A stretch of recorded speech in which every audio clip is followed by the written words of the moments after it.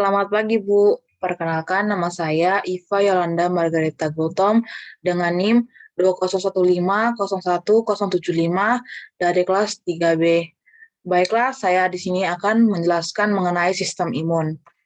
Sistem imunitas merupakan sistem pertahanan atau kekebalan tubuh yang memiliki peranan dalam mengenali dan menghancurkan benda-benda asing atau sel abnormal yang merugikan tubuh kita.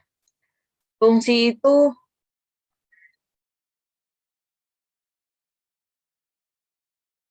Sistem imun memiliki fungsi yang pertama sebagai pertahanan tubuh, di mana sistem kekebalan tubuh akan memperbanyak jumlah sel darah putih atau leukosit dan melakukan pembentukan antibodi untuk melindungi tubuh kita dari patogen.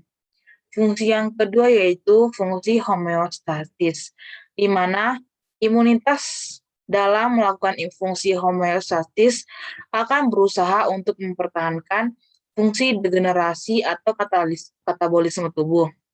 Fungsi yang ketiga yaitu fungsi pengawasan pada fungsi pengawasan imunitas, bertugas memonitor dan mengenali tipe-tipe abnormal yang timbul secara konstan.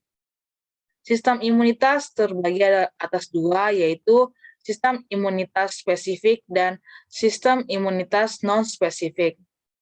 Sistem imunitas spesifik merupakan sistem pertahanan tubuh dalam menghadapi jenis patogen tertentu secara spesifik, seperti menghadapi bakteri, virus, atau benda asing lain tertentu yang masuk ke dalam tubuh.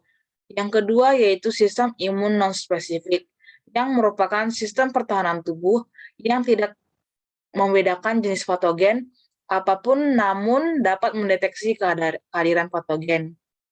Sistem imun terbagi atas dua.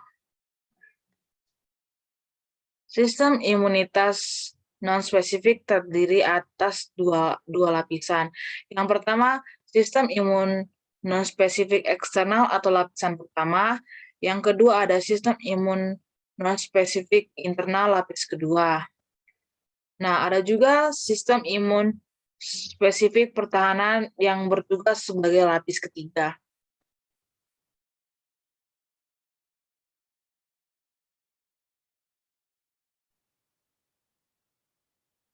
Sistem imunitas non-spesifik eksternal atau lapisan kedua terdiri dari dua.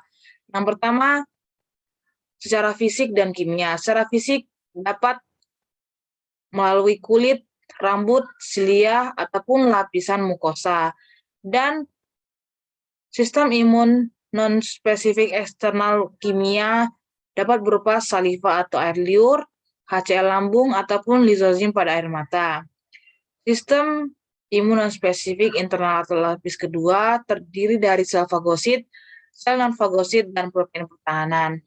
Sel fagosit terdiri dari neutrofil, monosit, makrofag, dan sel dendritik. Sel non-fagosit terdiri dari basofil, sel mast, dan natural killer. Dan yang terakhir, protein pertahanan terdiri dari sitokin dan protein komplement.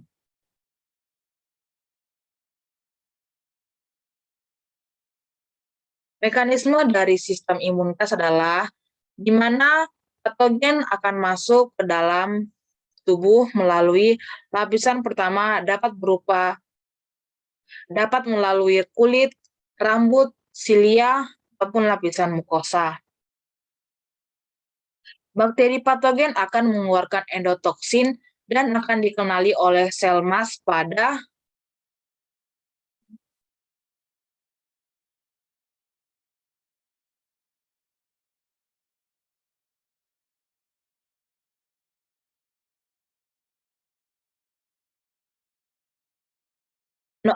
sel non-fagosit, di mana sel mast akan mengeluarkan histamin dan prostaglandin, di mana akan meningkatkan permeabilitas pembuluh darah, sehingga pembuluh darah akan memiliki pori-pori, dan pori-pori ini memicu plasma darah untuk masuk dalam jaringan dan akan mengakibatkan inflamasi. Area tubuh yang terinfeksi akan area tubuh yang terinfeksi akan menekan reseptor rasa sakit yang ada di sekitar jaringan terinfeksi, sehingga kita akan merasakan sakit. Selain itu, histamin dan prostaglandin akan memicu relaksasi sehingga pembuluh darah akan melebar atau disebut dengan vasodilatasi. Vasodilatasi ini akan menyebabkan kemerahan dan terasa panas pada area yang terinfeksi karena aliran darahnya itu meningkatnya.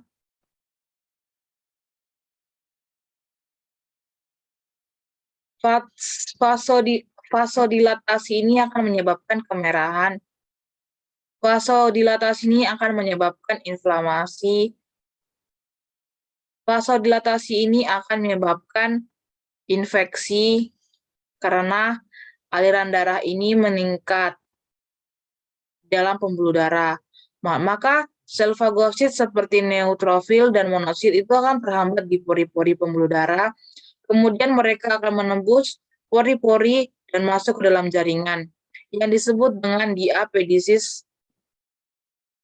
Monosit yang masuk ke dalam jaringan akan berubah menjadi makrofag.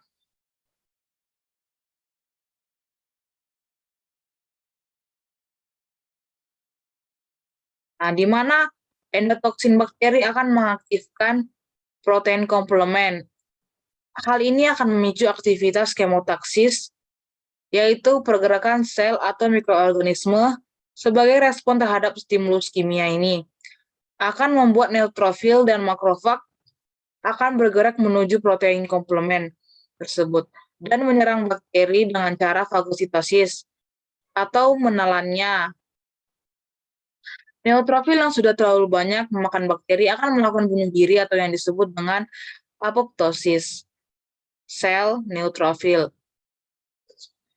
Sel neutrofil yang mati ini akan membentuk nanah. Selain fagositosis makrofag juga akan selain itu fagosis makrofag akan mensekresikan sitosin berupa interleukin dan tumor nekrosis faktor. Ini berfungsi untuk memberikan sinyal pada neutrofil dan makrofag lainnya untuk datang ke area infeksi. Selain itu, kedua sitokin ini akan masuk ke dalam pembuluh darah dan terbawa menuju hipotalamus di otak.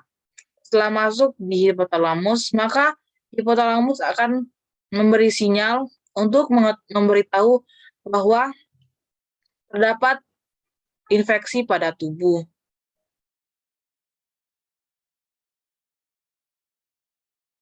Sehingga meningkatkan metabolisme tubuh dan mempercepat penyembuhan.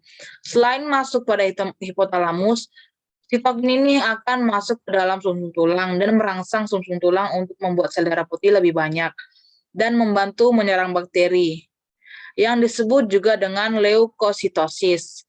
Jika bakteri masih tersisa, maka protein komplement akan membuat pori-pori di dinding sel bakteri dengan cara membuat membran kompleks atau MAX.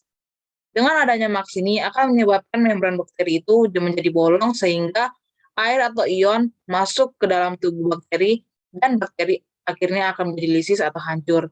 Selain menempel pada sel bakteri, protein komplement juga akan menempel pada sel yang terinfeksi dan akan memberikan sinyal pada natural killer yang akan menghancurkan sel tersebut. Di sisi lain, sel dendritik akan memfagositosis bakteri. Tetapi bukan hanya memakan bakterinya saja, tetapi akan berperan sebagai antigen presenting cell atau yang dikenal dengan T helper, yang akan menjadi sistem pertahanan yang ketiga atau sistem pertahanan tubuh spesifik.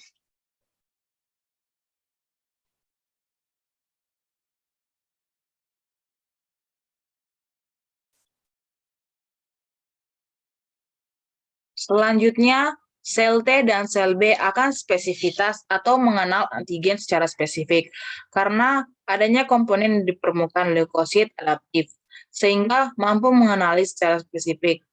Pengenalan ini dibantu oleh leukosit yang ada di sistem imun alami seperti makrofag, dendritic cell melalui ikatan makrofag atau APC. APC ini adalah sel yang mampu mengenalkan kehadiran antigen karena makrofag yang telah memakan patogen sudah lisis, akan diekspresikan ke penemuan secara bersama dengan MHC. Antigen yang diekspresikan ke permukaan leukosit oleh bakteri dan sel tubuh oleh virus.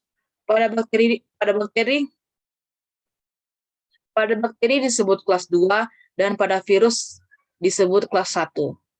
Upaya untuk memperkenalkan antigen oleh APC, misalnya makrofag kepada sel T atau TH, akan menyebabkan sel T teraktivasi, sehingga berproliferasi dan berdiferensiasi. Proses ini disebut dengan sistem imun alami, mengaktifasi sistem imun dapatan.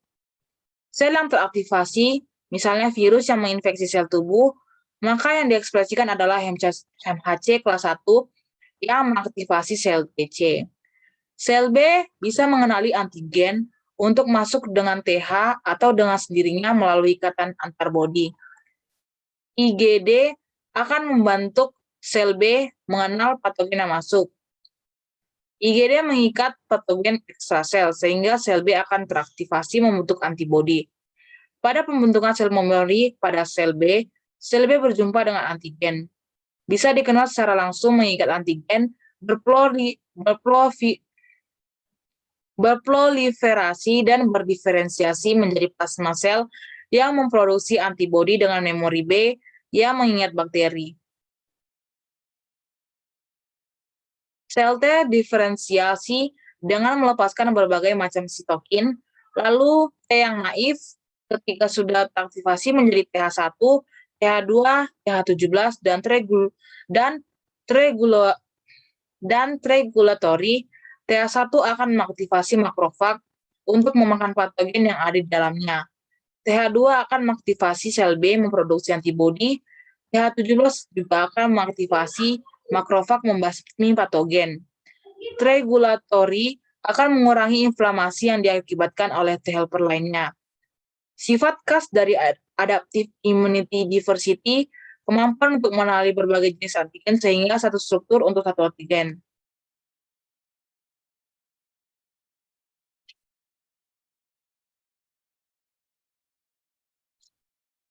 Baiklah Bu, sekian dari saya.